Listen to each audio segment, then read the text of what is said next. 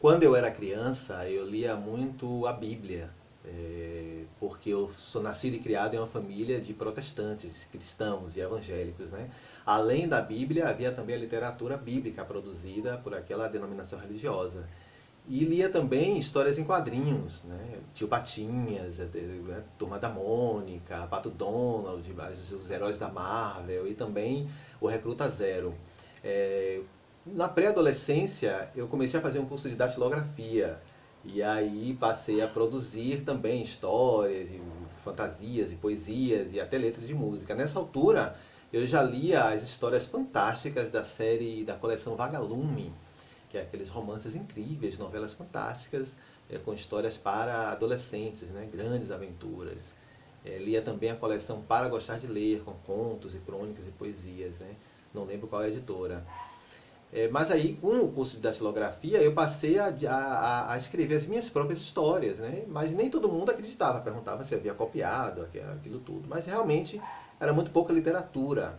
Eu só passei a escrever mesmo de maneira mais consciente, assim, mais direcionando, quando eu passei a fazer teatro, a trabalhar com teatro. E eu escrevi o meu primeiro texto em 1998, que foi o Balada do Lado Sem Luz. Esse texto foi escrito em 98, depois eu ensinei ele em 2000. Eu dirigi e atuei também na montagem da peça, né? Então eu comecei a focar, a direcionar minha produção literária, minha escrita, para a dramaturgia, para o teatro. No ano de 2002, eu estava fazendo uma pequena excursão com o grupo de teatro assim, em Taubaté, no interior de São Paulo. Taubaté, Pindamonhangaba, algumas cidades daquela região ali do interior de São Paulo. E estava apresentando bastante a peça inspirada em literatura de cordel, uma peça de rua, um espetáculo de teatro de rua, que chamava-se O Homem que Casou com o Veado, que é bem duplo sentido, né? A história de um homem que abandona a família e vai morar com um veado, com um animal, porque ele se apaixonou pelo bicho, né? E aquilo todo mundo gostava muito daquela peça, pela rima, pela métrica do cordel e tudo. E apresentávamos em escolas, em feiras, em praças, parques e até em supermercados, né?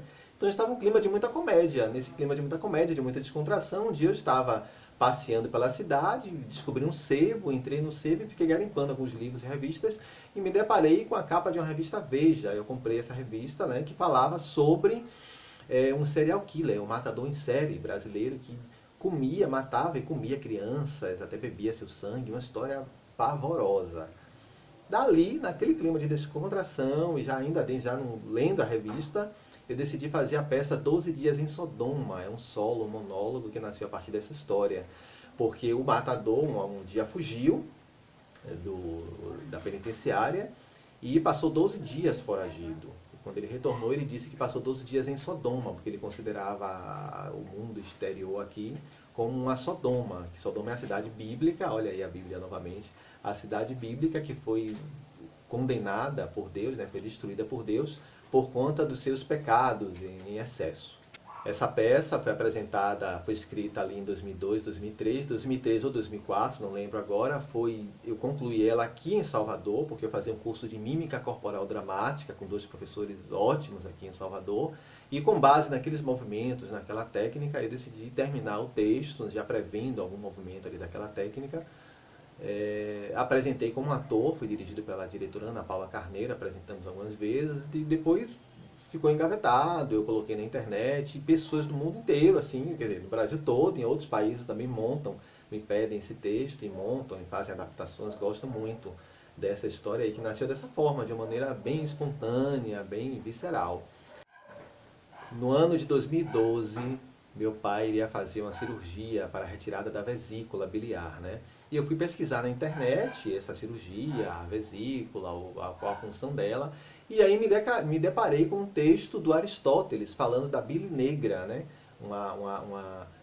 Essa glândula, esse órgão nosso que secreta essa bile, esse líquido, que auxilia na digestão, e esse líquido quando se espalha no nosso corpo, ele causa uma espécie de humor negro, entre aspas, né? Humor ácido, enfim, humor mórbido.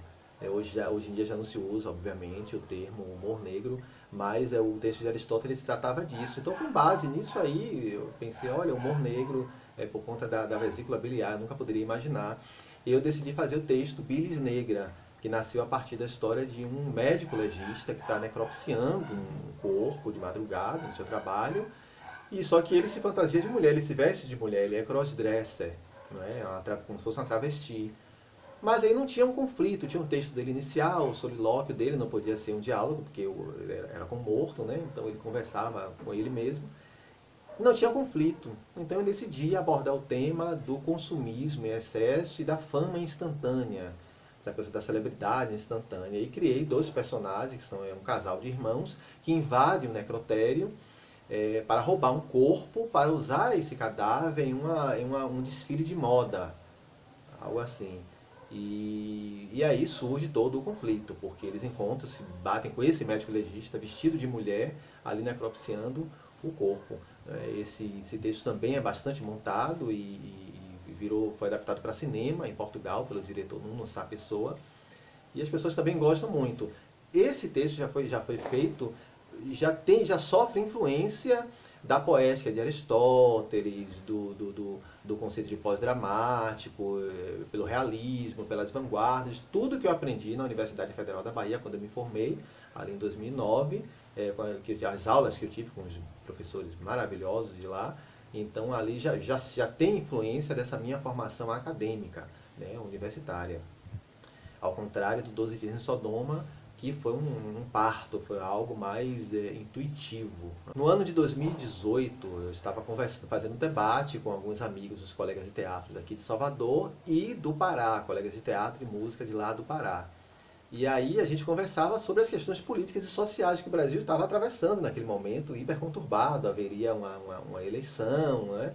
Era o presidente Michel Temer estava no poder com o seu grupo, e muita gente estava indignada e revoltada com aquilo tudo, e aí nasceu o texto Um Plano para Matar Michel. Aí já é um texto realista, que é um momento de descontração de três professores que encontram uma redação de um dos seus alunos, e nessa redação o aluno traça um plano perfeito para assassinar o Michel Temer, presidente da República. Não é? Só que no texto, a ideia do assassinato orbita ao redor de outros temas, como o racismo, a precariedade da educação, a misoginia, o machismo, o Estado patriarcal, enfim, vários temas que fizeram aquela nossa discussão, aquele nosso debate, o porquê que o aluno negro, por sinal, havia se revoltado e escrito uma redação traçando um plano para assassinar Michel Temer. Né? Então fala muito da situação do Brasil de hoje, do Brasil atual e também daquele momento. O que eu quero dizer com isso? Eu citei aqui apenas textos para teatro, né? Porque cada um nasceu de uma forma diferente. O que eu quero dizer com isso? Que cada um tem o seu jeito de fazer, o seu jeito de escrever. Não há uma fórmula correta, não há uma receita, uma bula para se escrever um texto. E olha que eu só citei aqui textos de teatro. E como nasce um conto? Como é que nasce uma poesia, um romance, uma crônica? Então, a partir da minha experiência pessoal, não é, que eu convido você a fazer parte desse projeto, que é Tudo Drama, é um workshop de escrita criativa. Como é que nasce o drama, como é que nasce uma crônica, um roteiro para cinema e vídeo, uma peça para teatro, um romance. Vamos falar um pouco de gênero e principalmente dos nossos afetos, dos nossos sentimentos. Aquilo que nos move, aquilo que está dentro da gente, a nossa criação, o nosso caráter, a nossa formação. Como é que a partir daí nós podemos trabalhar com textos criativos, seja uma crônica, seja um texto jornalístico, seja em busca do seu próprio estilo, seja teatro, literatura, drama, tudo isso ou nada disso.